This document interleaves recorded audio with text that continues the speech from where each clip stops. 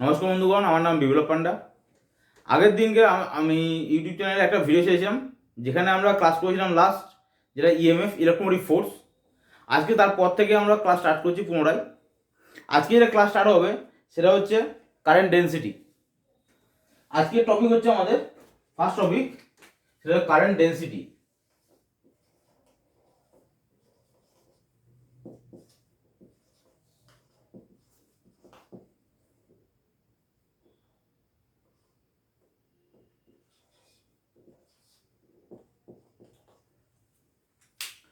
Current density জিনিসটা কী ব্যাপারটা? এতদিন আমরা যে কোনো জায়গাতে পড়াশোনা করি না, সেখানে পড়েছি চার্জ ডেন্সিটি, চার্জের উপর ডেন্সিটি আমরা পড়েছি, কিন্তু কারেন্ট ডেন্সিটি জিনিসটা পড়িনি। ঠিক আছে, তো কারেন্ট ডেন্সিটি জিনিসটা কী হবে? এক ইউনিট কারেন্ট যখন ফ্লো করে কোনো এক ইউনিট এরিয়ার সাপেক্ষে, সেটাই বলবো আমি কারেন্ট ডেন্সিটি। তো কারেন্ট ডেন্সিটির সমান দিয়ে আমরা লিখতে পারি কারেন্ট ডেন্সিটি সমান দিয়ে হচ্ছে ampere divided by metre square. এটা একটা ছোট্ট একটা বলতে পারেন আপনি সূত্র, যেটা মনে রাখা খুবই ইজি। এখান থেকে পরীক্ষাতে অনেক সময় কোশ্চেন আসে, তো এই জন্য লিখে দিলাম যে কারেন্ট ডেন্সিটি সমান দেখি অ্যাম্পিয়ার পার মিটার স্কোয়ার। আমরা আগেও করেছিলাম যে কারেন্ট কাকে বলে? Rate of flow of charge through a conductor. যখন কন্ডাক্টরের মধ্যে যখন কোনো চার্জ ফ্লো করছে সেটাকে আমরা কারেন্ট বলবো। ঠিক আছে, তো কন্ডাক্টরের মধ্যে যখন চার্জ ফ্লো করছে সেটাকে আমরা কারেন্ট বলছি, আর কারেন্ট যখন এক ইউনিট এরিয়ার মধ্যে দিয়ে ফ্লো করছে সেটাকে আমরা কারেন্ট ডেন্সিটি বলে দেবো। ঠিক আছে, কারেন্ট ডেন্সিটি সমান লিখবো কি? Ampere per metre square. Okay, তো আজকে হবে এরপর কি হবে ভিডিও? এরপর টপিক হবে পোটেনশিয়াল ডিফারেন্স। আগের দিনকে পড়েছিলাম পোটেনশিয়াল। পোটেনশিয়াল কাকে বলে? পোটেনশিয়াল জিনিসটা কি? আগের দিন কাজ করার ক্ষমতা বোঝাচ্ছে। এখানে ইলেকট্রিকের কাজ কি করব? সেটা হচ্ছে এক ইউনিট পজিটিভ চার্জকে এক প্রান্ত থেকে আরেক প্রান্ত নিয়ে আসতে হবে। তার জন্য যে কাজ করব সেটা হচ্ছে পোটেনশিয়াল। তো আজকে আমরা ডিসাইড করব, আজকে আমরা করব কি, পোটেনশিয়াল ডিফারেন্স কি জিনিস সেটা শেখার চেষ্টা করব। ওকে, পয়েন্ট হচ্ছে পোটেনশিয়াল ডিফারেন্স।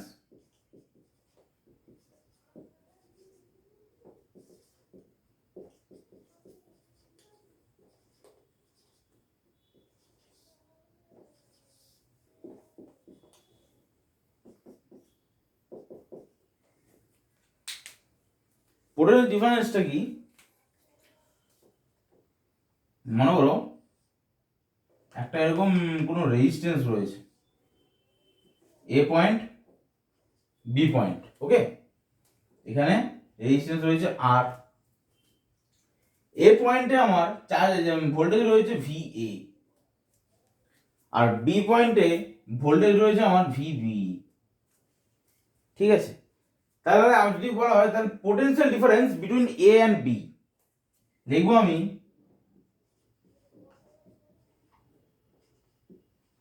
পোটেনশিয়াল ডিফারেন্স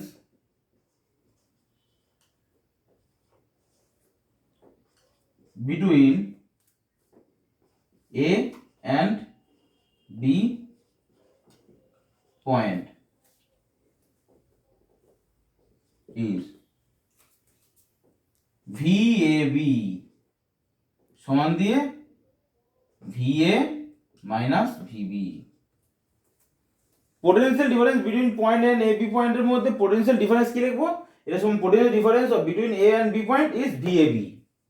এর VAB সমান দিয়ে আমি VA মাইনাস VB। ঠিক আছে, এই যে আমার কারেন্ট ফ্লো করছে, আমার আই কারেন্ট ফ্লো করছে। এবারে VA মাইনাস VB কেন লিখলাম? কেন দুটো ইকুয়াল হলো না? কারণটা হচ্ছে কি, এখানে একটা রেজিস্ট্যান্স রয়েছে, রেজিস্ট্যান্সের একটা ভ্যালু থাকে, আর রেজিস্ট্যান্সের কাজ কি সেটা আমরা এখনই পড়বো। তার আগে দুটো একটা শর্টে বলে দিচ্ছি, রেজিস্ট্যান্সের কাজ হচ্ছে কি বাধা দেওয়া। তো কারেন্ট আমার ভোল্টেজ সাপ্লাই দিয়েছে, ভোল্টেজ আছে মানে কারেন্ট সাপ্লাই, কারেন্ট ফ্লো করছে, এখানে রেজিস্ট্যান্স আছে মানে বাধা সৃষ্টি করবে, মানে কিছু হলেও আমার ভোল্টেজ ড্রপ খাবে। সেই ভোল্টেজ ড্রপটা বলেছিলাম আগের দিনকে, যে ভোল্টেজ ড্রপ VR মানে হচ্ছে রেজিস্ট্যান্স অ্যাক্রসে ভোল্টেজ VR সমান দিয়ে I ইন্টু R। সেই VR যে ড্রপ খেলো সেইটা বাদ দিয়ে দিলে আমার কি হচ্ছে, VA আর VB দুটো, সেটা বাদ দেওয়ার কারণে আমার VA আর VB দুটো কিন্তু ইকুয়াল হচ্ছে না, আর সেটাই বলা হচ্ছে আমার পোটেনশিয়াল ডিফারেন্স। VAB সমান দিয়ে VA মাইনাস VB। একটা এক্সাম্পল দিয়ে দেখতে পারি।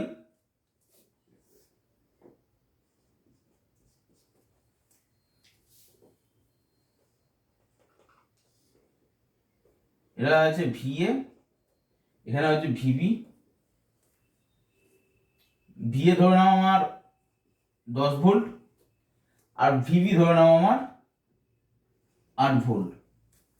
তাই যদি বলা হয় পোটেনশিয়াল ডিফারেন্স পিডি শর্টে সমান দিয়ে কি লিখবো আমি, ভিএবি সমান দিয়ে কি লিখবো, ভিএ মাইনাস ভিবি সমান দিয়ে ভি এর ভ্যালু কত 10 ভোল্ট আছে, মাইনাস ভিবি ভ্যালু 8 ভোল্ট,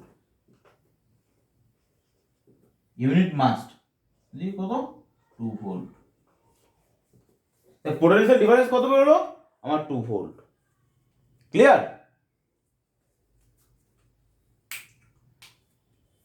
আর একটা এক্সাম্পল দেখি।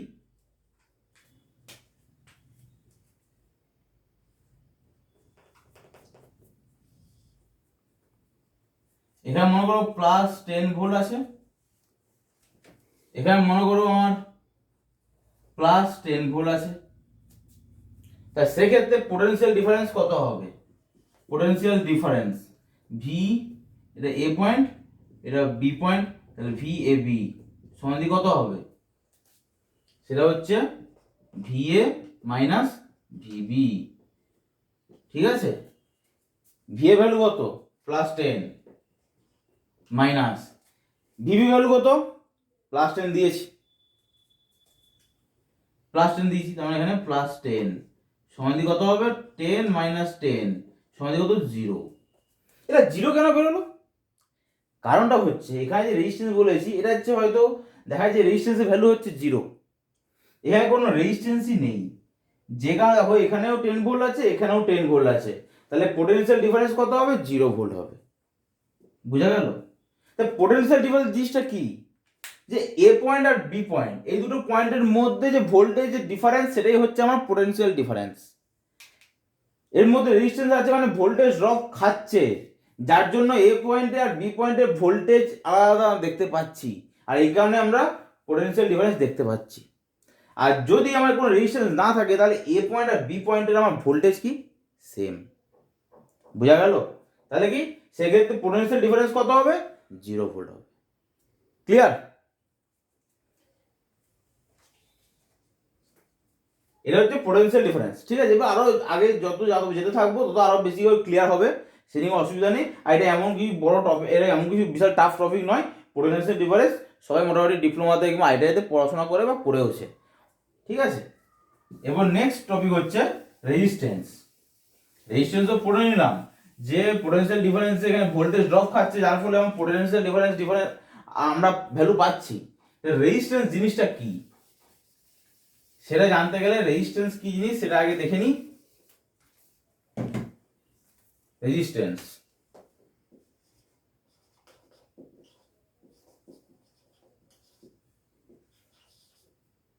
আমরা আর দিয়ে ডিনোট করে থাকি। ঠিক আছে, রেজিস্ট্যান্স কি, কোন সার্কিটে যখন কোনো কারেন্ট ফ্লো করছে সেটাকে অপোজ করা বা সেটাকে অপোজ করার কাজই হচ্ছে আমার রেজিস্ট্যান্স। যে অপোজ করছে সেটাকে আমরা রেজিস্ট্যান্স বলবো। তাহলে কি লিখবো, it is offer to opposition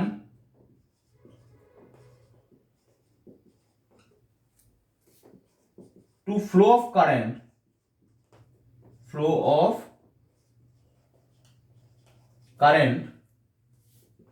in DC. DC means direct current. It is offered to opposition to flow of current in DC. তার মানে বুঝাচ্ছে ডিসিতে যখন আমার কোনো কারেন্টকে ফ্লো হতে যে বাধা দিচ্ছে সেটাকে বলছি আমি রেজিস্ট্যান্স। তাই রেজিস্ট্যান্স আমি আর সমান দিয়ে লিখবো কি রো এল আপন এ। ওকে, রেজিস্ট্যান্স আর সমান দিয়ে কি লিখবো rho into L upon A. এখানে এল মিন্স কি লেন্থ, লেন্থ এসে ইউনিট কি মিটার।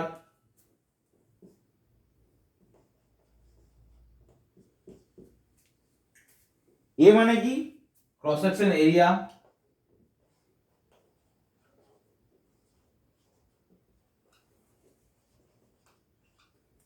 ক্রস এরিয়াকে আমরা কি দিয়ে ডিনোট করব? Metre square.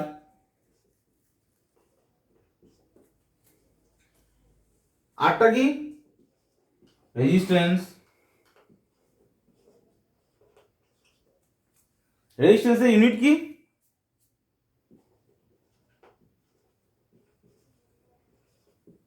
ওহম। ও এরকম ভাবে লিখতে পারি,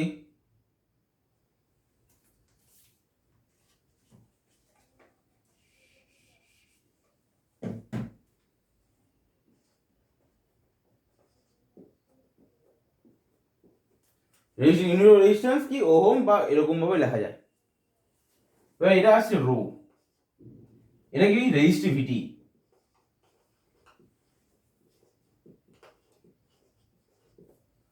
রেজিস্টিভিটি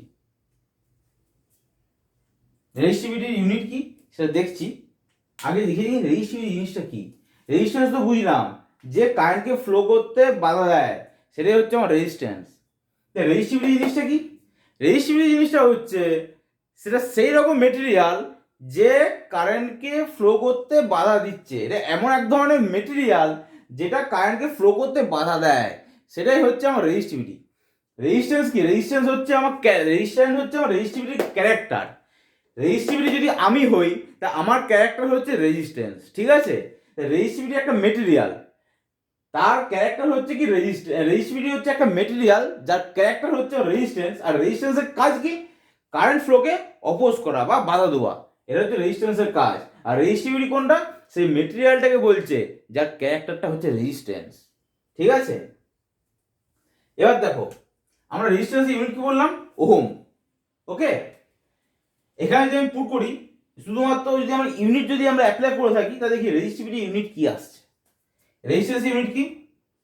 ওহম ইজিক্যাল টু, এটা কি? রো, মানে রেজিস্টিভিটি, ইনটু এর লেন্থের ইউনিট কি?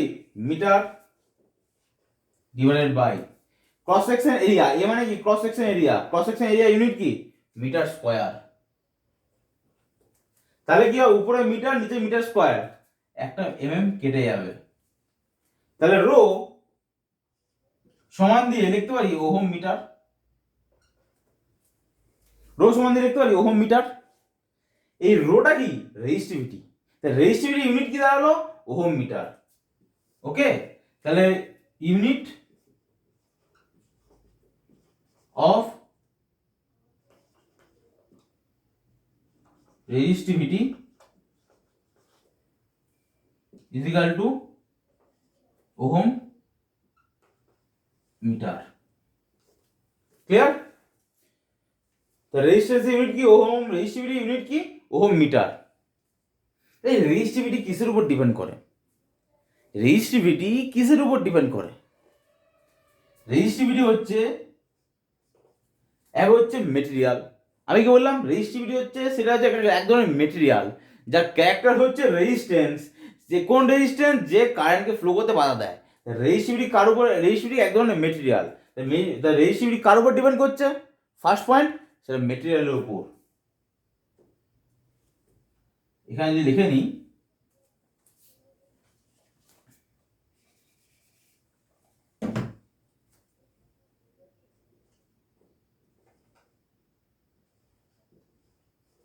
resistivity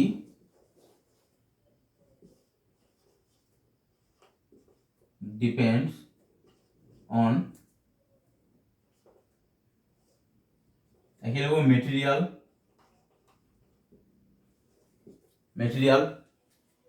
দু নম্বর temperature.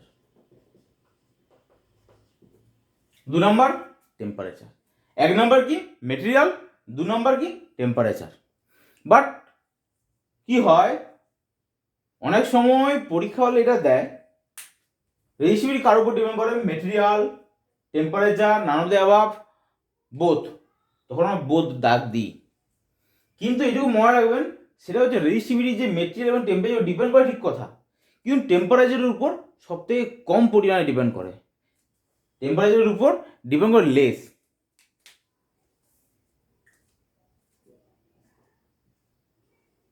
Less dependent,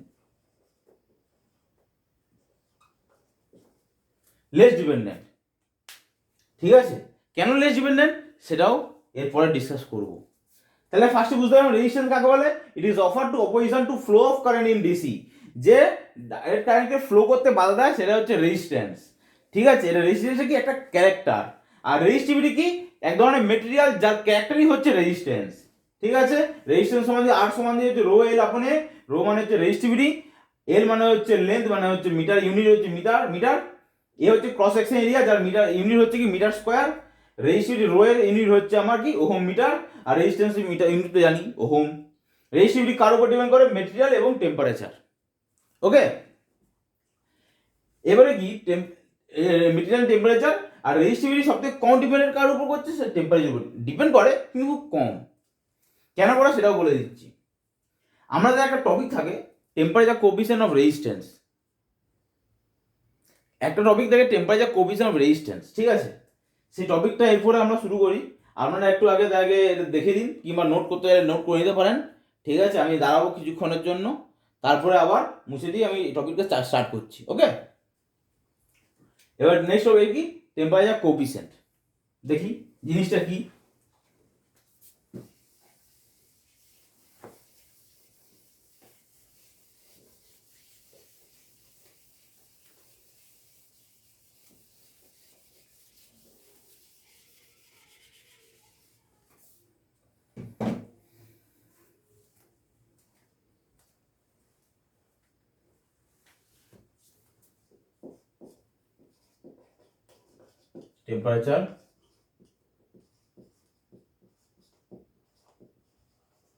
temperature coefficient, এটাকে আমরা কি ডিনোট করি, এরকম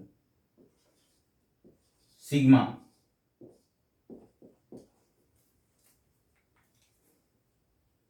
ঠিক আছে। টেম্পারেচার কোএফিসিয়েন্ট জিনিসটা কি, এক কথা বললাম না একটু এখন আগে যে রেজিস্টিভিটি টেম্পারেচার খুব কম ডিপেন্ড করে, ঠিক আছে। কেন, কারণ মনে করুন কোনো একটা মোটর বা জেনারেটর বা ট্রান্সফর্মার বা কোনো কিছু এনিথিং, এইখানে আমরা মনে এখানে আছি, ওয়েস্ট বেঙ্গলে আছি, ওয়েস্ট বেঙ্গলের টেম্পারেচার অন্য রকমের হয়, আবার কাশ্মীর গেলে সেখানে টেম্পারেচার অন্যরকম, ঠিক আছে।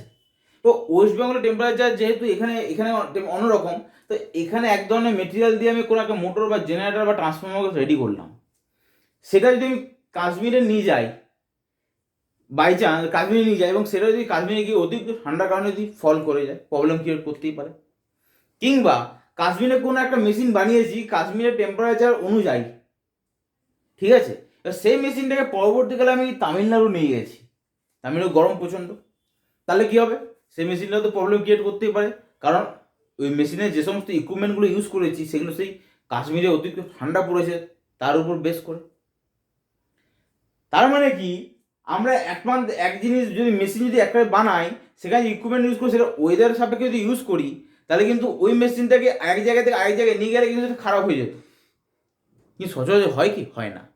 কারণ কি, কারণ আমরা মেশিনে এমন ধরনের ইকুইপমেন্ট ইউজ করি যাদের যাদের টেম্পারেচার কোএফিসিয়েন্ট খুব কম হয়ে থাকে। খুব কম হয়ে থাকে কেন, কারণ টেম্পারেচার কোএফিসিয়েন্ট মানে কি, টেম্পারেচার অধিক বাড়ার সঙ্গে সঙ্গে রেজিস্ট্যান্স কিন্তু খুব একটা বেশি ভ্যারি করবে না, এটাই হচ্ছে আমার টেম্পারেচার কোএফিসিয়েন্ট। কাজেই resistance does not depend upon the temperature coefficient. মানে টেম্পারেচার মানে কি, রেজিস্ট্যান্স যেটা দেওয়া আমরা যে ইকুইপমেন্টগুলো ইউজ করবো তাদের যে রেজিস্ট্যান্স বা রেজিস্টিভিটি সেটা কিন্তু খুব একটা বেশি ভ্যারি করবে না টেম্পারেচারের উপর, যাতে এমন ধরনের ইকুইপমেন্ট আমরা ইউজ করি যাতে কোনো একটা মেশিনকে এক প্রান্ত থেকে আরেক প্রান্তে নিয়ে গেলে যাতে সেই মেশিন খারাপ হয়ে যায়। বুঝা গেল, তার resistance does not depend on the temperature coefficient, okay. Sorry, মানে ডিপেন্ড করে খুব মিনিমাম, বলা যায় খুব মিনিমাম, ডিপেন্ড তো করবেই, আইডিয়ালি ডিপেন্ড করবে, বাট প্র্যাকটিক্যালি ডিপেন্ড করবে, কিন্তু সেটা কি খুবই মিনিমাম। তা কি লিখবো,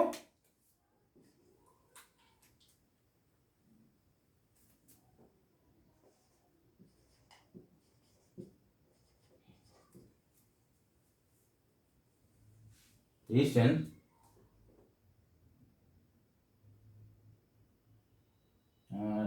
resistance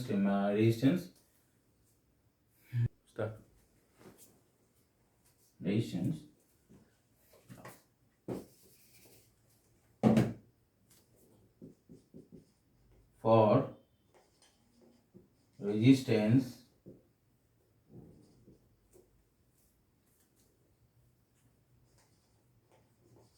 temperature coefficient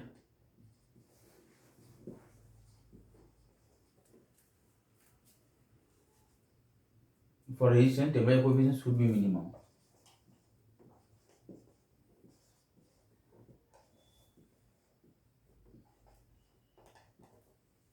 Okay, that means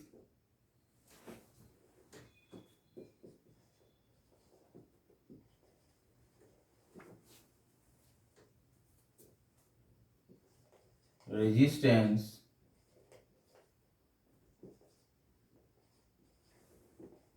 does not depend upon temperature very much. That means resistance does not depend upon temperature very much. ঠিক আছে, এই জন্য আমরা বিভিন্ন রকম মেটেরিয়াল ইউজ করে থাকি, ম্যাঙ্গানিন, কনস্ট্যান্টিনন, কপার, সিলভারও ইউজ করে থাকি। সিলভার রেট প্রচুর হাই, চুরি হওয়ার সম্ভাবনা প্রচুর থাকে, চুরি হয় প্রচুর।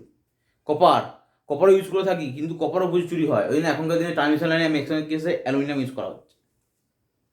ঠিক আছে, ভেরি মাচ। এবং কিছু কিছু দিয়ে থাকে, যেমন কি ম্যাঙ্গানিন, যেগুলো সবথেকে বেশি করে আমরা ইউজ করে থাকি, ম্যাঙ্গানিন, কনস্ট্যান্টিনন, কপার, তাদের কিছু ভ্যালু থাকে। তার আগে বলে দিই, টেম্পারেচার কোএফিসিয়েন্ট যেটা আছে না, তার একটা ইউনিট আছে, ইউনিট অফ টেম্পারেচার কোএফিসিয়েন্ট, যেটাকে আমরা আলফা দিয়ে ডিনোট করি, is equal to per degree centigrade, বা এটাকে লেখা যায় এরকম ভাবে, per degree centigrade. Okay, temperature coefficient unit কি, পার ডিগ্রি সেন্টিগ্রেড। এবার কিছু কিছু কিছু মেটেরিয়াল আছে, মেটেরিয়াল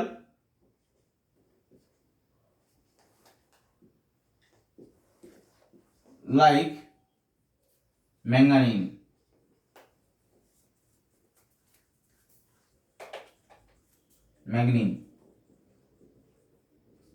ওকে, কনস্ট্যান্টিনন,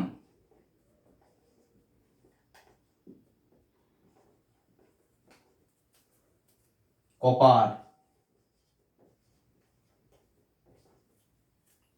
এই সমস্ত মেটেরিয়ালগুলোর কি হয়, টেম্পারেচার কোএফিসিয়েন্ট দেখি না, টেম্পারেচার কোএফিসিয়েন্ট কত হবে, alpha.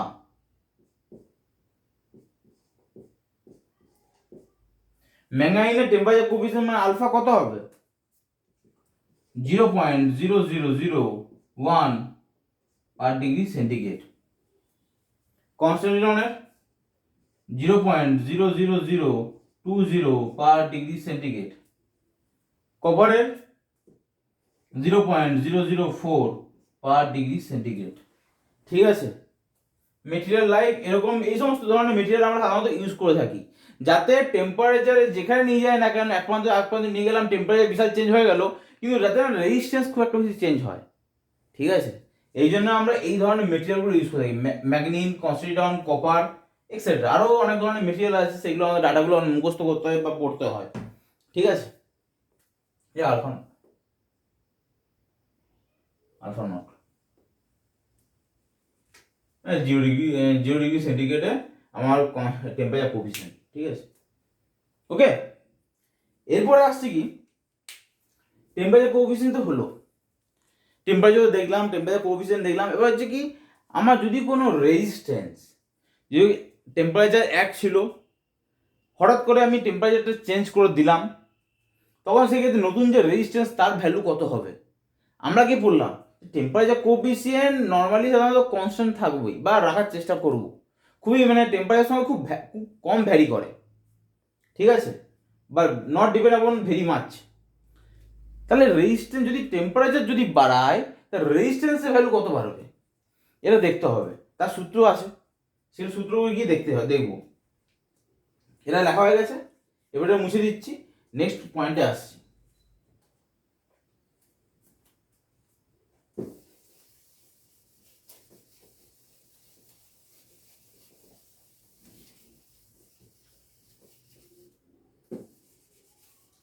Temperature coefficient of resistance resistivity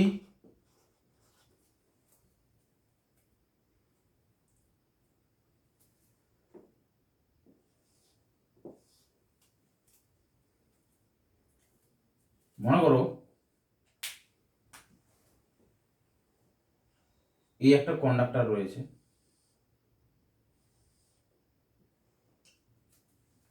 এখানে একটা কন্ডাক্টর আছে,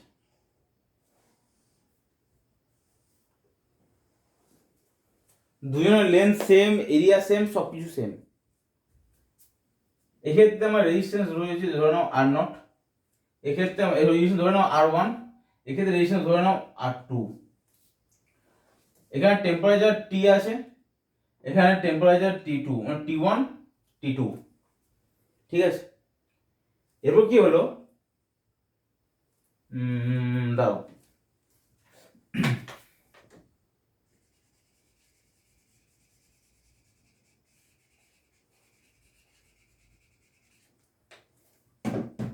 এটা একটা কন্ডাক্টর ফার্স্ট, এটা দেখো রেজিস্ট্যান্স আর ওয়ান, টেম্পারেচার কত টি ওয়ান, ধরে নাও এটা রেজিস্ট্যান্স ধরে নিচ্ছি আমি 100 ওহম, টেম্পারেচার ধরে নিচ্ছি 40 কেলভিন, সাধারণত কেলভিনে রেট করে থাকি টেম্পারেচারকে, টেম্পারেচার কেলভিনে ধরলাম এসআই ইউনিট।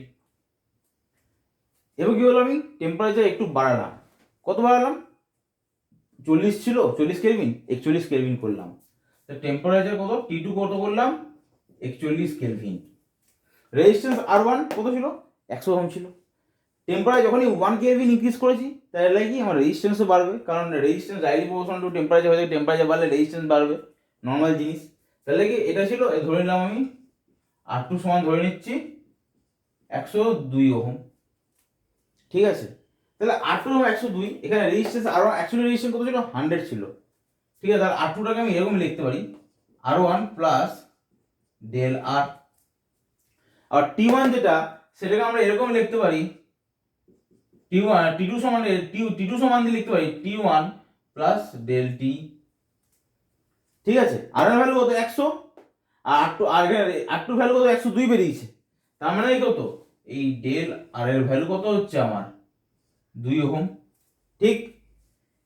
টেম্পারেচার কত ছিল 40 কেলভিন ছিল, এখন কত 41 কেলভিন, তার মানে টেম্পারেচার কত বেরিয়েছে, কত বেড়েছে 1 কেলভিন, তাহলে ডেল টি এর ভ্যালু কত হবে 1 কেলভিন। তার মানে কি resistance directly proportional to temperature, temperature বাড়লে রেজিস্ট্যান্স বাড়বে, টেম্পারেচার কমলে রেজিস্ট্যান্স কমবে, ঠিক। এর উপর ডিপেন্ড করে টেম্পারেচার কোএফিসিয়েন্ট সূত্র রয়েছে রেজিস্ট্যান্সে, সেটা কি নিউ রেজিস্ট্যান্স আর নিউ রেজিস্ট্যান্স সমান দিয়ে আর old resistance into 1 plus alpha into del T, ঠিক আছে। বা এটাকে এরকম লিখি আমরা আর ওল্ড ফাইভের মধ্যে 1 plus alpha into T two minus T one,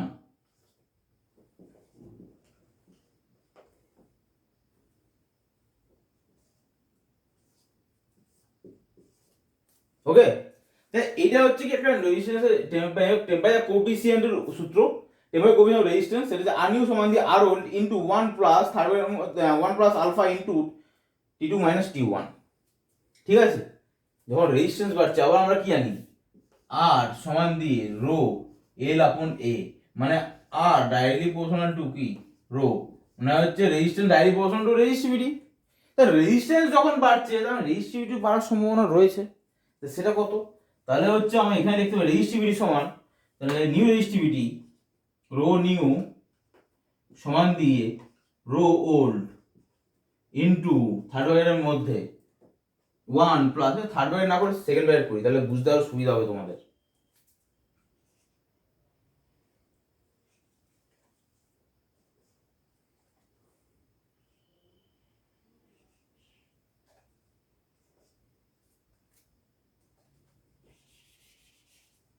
ruled second bracket 1 plus alpha into T2 minus T1। ঠিক আছে, এর কত 2 নম্বর সমীকরণ। টেম্পারেচার কোএফিসিয়েন্ট অফ রেজিস্ট্যান্স, এটা টেম্পারেচার কোএফিসিয়েন্ট অফ রেজিস্টিভিটি, এটা হচ্ছে সূত্র। ঠিক আছে, আলফা সমান কি জানি? Temperature coefficient. ওকে, তাহলে দেখলাম কি টেম্পারেচার বাড়লে আমার রেজিস্ট্যান্স বাড়ছে, আবার টেম্পারেচার বাড়লে আমার রেজিস্টিভিটিও বাড়ছে। কিন্তু আমরা বললাম কি যে টেম্পারেচার বাড়লে temperature coefficient should be minimum, তার ক্ষেত্রে রেজিস্ট্যান্সের ক্ষেত্রে। তা টেম্পারেচার বাড়লে যদি রেজিস্ট্যান্স বাড়ে, রেজিস্টিভিটিও বাড়ছে, তার মানে টেম্পারেচার কোএফিসিয়েন্ট কত বাড়ছে সেটা দেখার প্রয়োজন। টেম্পারেচার কোএফিসিয়েন্ট আমরা কি দিয়ে রেট করি? আলফা দিয়ে। ধরে নাও এটা থাকুক,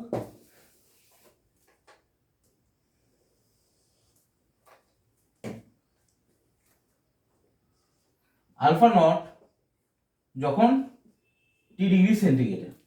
ঠিক আছে, আলফা নট কি? Temperature coefficient. আলফা টি ধরো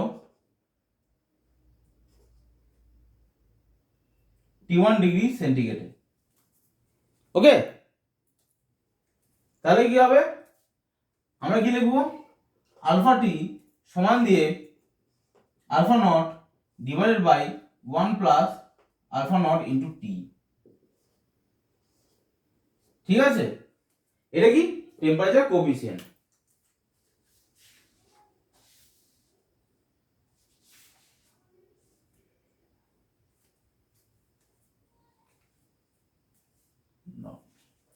এই আলফা নট ধরে নাও 0 ডিগ্রি সেন্টিগ্রেড। ঠিক আছে, আলফা নট ধরে নাও 0 ডিগ্রি সেন্টিগ্রেড, আলফা টি হচ্ছে আমার টি ডিগ্রি সেন্টিগ্রেড। তাহলে সেক্ষেত্রে আমার আলফা টি এর ভ্যালু কত হবে? আলফা টি এর ভ্যালু হচ্ছে আমার alpha nought into alpha nought divided by 1 plus alpha nought into T. এটা কত? 3 নাম্বার সমীকরণ। তাহলে কি হচ্ছে? Temperature coefficient of resistance value পেয়ে গেলাম, টেম্পারেচার কোএফিসিয়েন্ট অফ রেজিস্টিভিটি তার ভ্যালু পেয়ে গেলাম, আর টেম্পারেচারের উপর টেম্পারেচার কোএফিসিয়েন্ট কতটা ডিপেন্ডেন্ট সেটা ভ্যালু পেয়ে গেছি। কত? আলফা টি সমান দিয়ে alpha nought divided by 1 plus alpha nought into T. এই তিনটি সূত্র খুবই ইম্পর্টেন্ট। ঠিক আছে, এই তিনটা সূত্রের উপর ডেফিনেটলি কোশ্চেন আসে প্রচুর পরিমাণে, যে কোনো পরীক্ষার ক্ষেত্রে, সেমিস্টারে হোক, কম্পিটিটিভ এক্সামের ক্ষেত্রে হোক, এই তিনটা সূত্রের উপর কিন্তু ডেফিনেটলি কোশ্চেন আসবেই আসবে, একটা একটা কোশ্চেন আসবেই। ঠিক আছে, ক্লিয়ার? ক্লিয়ার?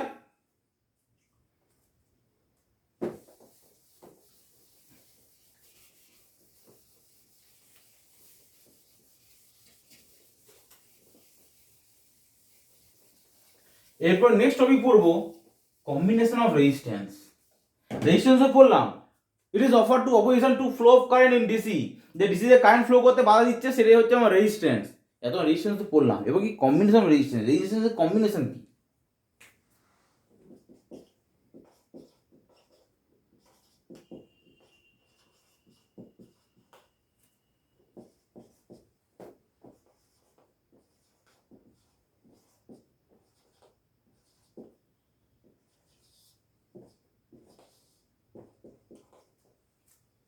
রেজিস্ট্যান্স কম্বিনেশন কি হয়? দুটি হয়, একটা সিরিজ কম্বিনেশন, দুই প্যারালাল কম্বিনেশন। একটা মাঝে দাগ টেনে দিই, সেক্ষেত্রে সুবিধা হবে সবার। একটা সিরিজ কম্বিনেশন,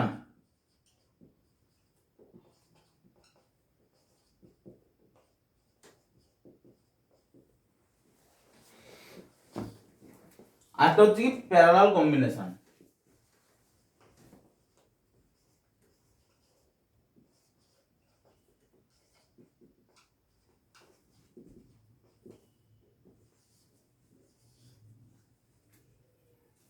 সিরিজ কম্বিনেশন কেমন?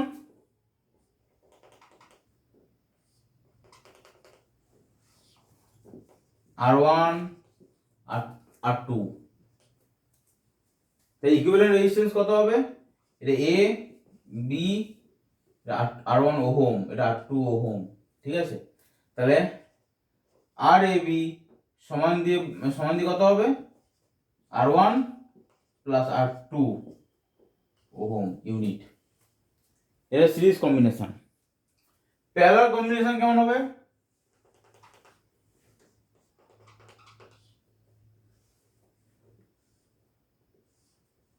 এটা R1, এটা R2, এটা A পয়েন্ট, এটা B point.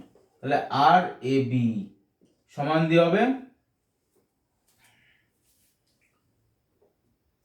R1 R2 divided by R1 plus R2 এত ওহম। ওকে, এটা হবে। এটা কেমন করে আসছে সেটা শর্টে লিখে দিলাম। আসলে ভাঙতে হতো, সেটা হচ্ছে এরকম ভাবে করা যায়। 1 বাই RAB সমান দিয়ে হচ্ছে 1 by R1 plus 1 by R2 দিয়ে ক্যালকুলেশন করলে উপরে চলে আসবে কত? R1 sorry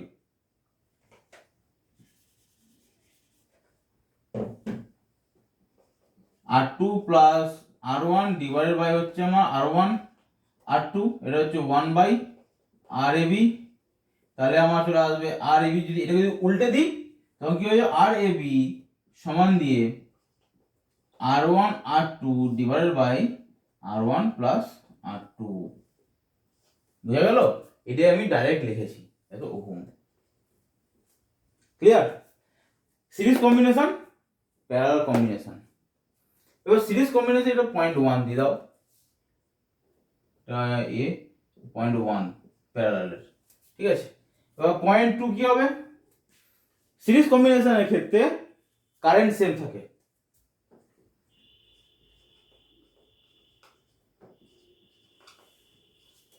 current same but voltage different.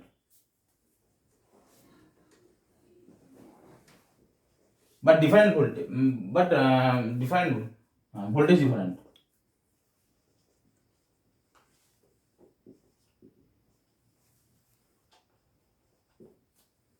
ঠিক আছে? 2 নম্বরে দাও, প্যারালাল কম্বিনেশনে কি হবে? Voltage same but current different.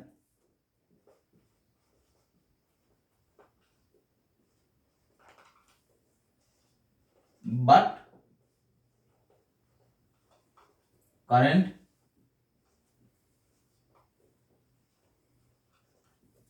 Different. Okay, আর কি আছে? আবার এইগুলি পয়েন্ট। সিরিজ কম্বিনেশনে equivalent resistance RA plus R1 plus R2, parallel কম্বিনেশনে R1 R2 by R1 plus R2। Series কম্বিনেশনে কারেন্ট সেম থাকে বাট ভোল্টেজ ডিফারেন্ট থাকে, প্যারালাল কম্বিনেশনে ভোল্টেজ সেম থাকে বাট কারেন্ট ডিফারেন্ট থাকে। ঠিক আছে? একটা এক্সাম্পল দিয়ে বুঝিয়ে দিচ্ছি। এক্সাম্পল দিয়ে ধরে নাও এখানে সিরিজ কম্বিনেশনের রেজিস্ট্যান্স দিয়ে দিলাম, যত ইচ্ছা দিতে পারো, 10 ওহম 10 ওহম। এটা A পয়েন্ট B পয়েন্ট। তাহলে RAB সমান দিয়ে কত বলেছে? 10 প্লাস 10 সমান দিয়ে 20 ওহম। জগা খিচুড়ি হয়ে গেল একটু। 10 প্লাস 10 ওহম সমান দিয়ে লিখবো আমি 20 ওহম। ঠিক আছে? প্যারালাল কম্বিনেশনে কি হবে? এক্সাম্পল দেখে নাও।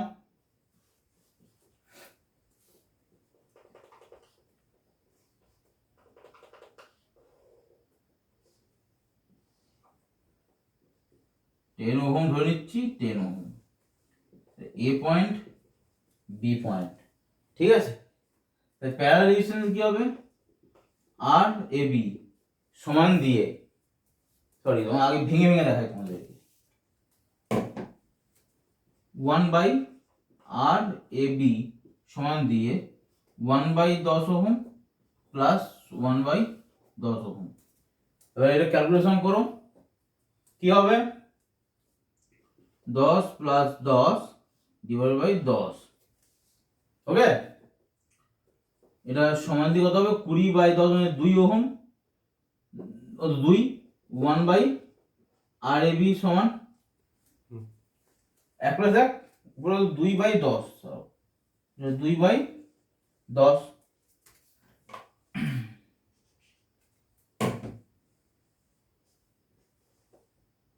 2 বাই 10, ঠিক আছে। এবার কি এটাকে উল্টে দিচ্ছি, উল্টে দিয়ে কি করবো, অতএব আর এ বি সমান দিয়ে হবে কত, 10 বাই 2 সমান দিয়ে 5 ওহম, ঠিক আছে। এটা প্যারালাল কম্বিনেশন, এটা সিরিজ কম্বিনেশন। আপনি জানার আছে সেই প্যারালাল কম্বিনেশন না রেজিস্ট্যান্সের ভ্যালু ম্যাক্সিমাম হয়, সিরিজ কম্বিনেশনে রেজিস্ট্যান্সের ভ্যালু মিনিমাম হয়। কার থেকে? মিনিমাম ভ্যালুর থেকে। এই পয়েন্টটা লিখে নাও, 3 নম্বর point.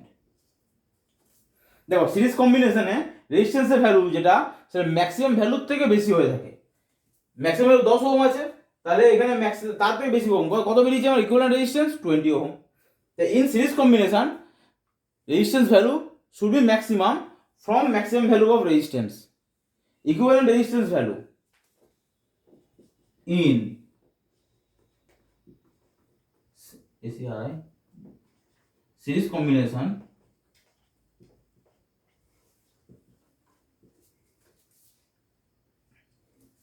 equivalent resistance value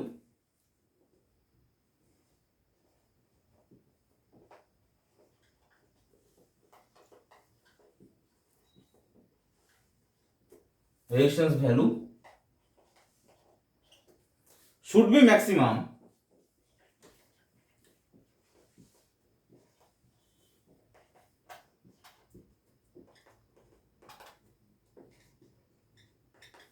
from maximum resistance value, from maximum resistance value, from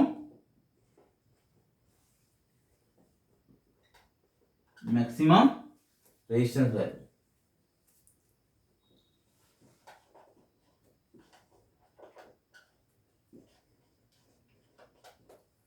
ঠিক আছে, তার মানে যদি বলি এর সাপোজ যদি আমি ধরে নাও 5, এটা ধরে নাও 5 আছে, ঠিক আছে।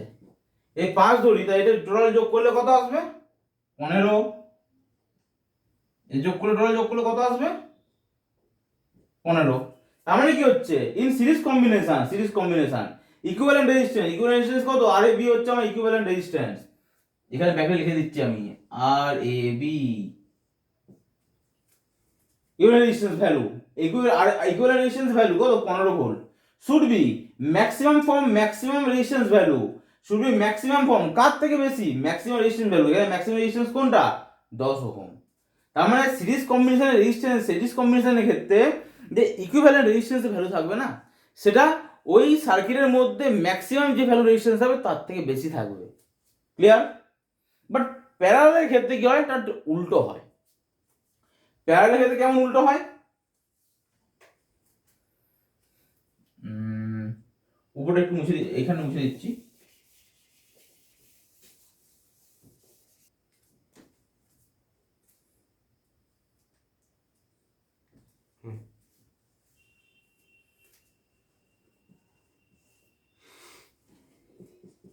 In parallel combination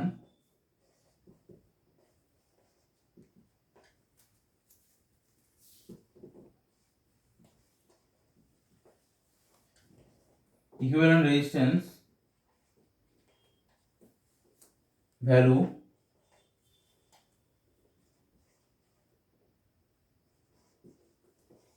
should be minimum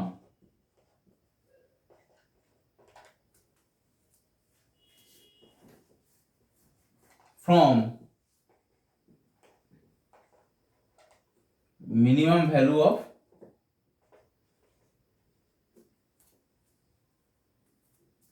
minimum resistance value, minimum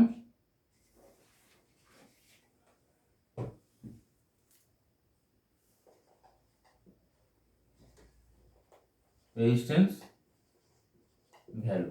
ঠিক আছে, একটা এক্সাম্পল দিয়ে দেখে নি। ধরে নিচ্ছি এটা 5 ওহম, এটা ধরে নিচ্ছি 10 ওহম। তাহলে ইকুইভ্যালেন্ট রেজিস্ট্যান্স এ বি, তাহলে আর এ বি সমান দিয়ে কত হবে 5 ইন্টু 10 ডিভাইডেড বাই 5 প্লাস 10 সমান কত 50/15, 5 3 15, 5 10 50, সমান 3.33 ওহম। মিনিমাম ভ্যালু কত ইকুইভ্যালেন্ট রেজিস্ট্যান্সের value 3.33 should be minimum from the minimum value of resistance। এই সার্কিটে মিনিমাম ভ্যালু কত 5 ওহম, তার থেকেও মিনিমাম হবে, সেটাই হচ্ছে প্যারালাল কম্বিনেশনে। ক্লিয়ার? তাহলে সিরিজ কম্বিনেশনে কি হলো, দুটো রেজিস্ট্যান্স, দুই বা দুইয়ের বেশি রেজিস্ট্যান্সের যোগ হয়। প্যারালাল কম্বিনেশনের ক্ষেত্রে আমরা দেখলাম প্যারালাল যোগ হয় না, প্রথমত প্যারালাল কানেকশন হয়ে থাকে। 2 নম্বর পয়েন্ট কি, সিরিজ কম্বিনেশনের ক্ষেত্রে কারেন্ট সেম থাকে বাট ভোল্টেজ ডিফারেন্ট হয়, বাট প্যারালাল কম্বিনেশনের ক্ষেত্রে আমার ভোল্টেজ সেম থাকে বাট কারেন্ট ডিফারেন্ট হয়।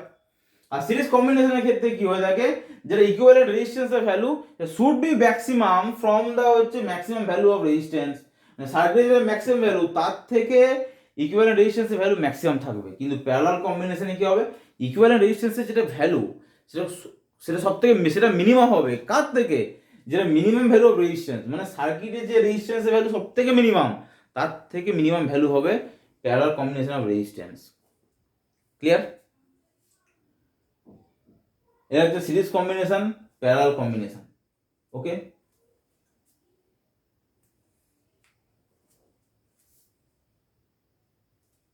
তো বন্ধুগণ আজকে এই পর্যন্ত।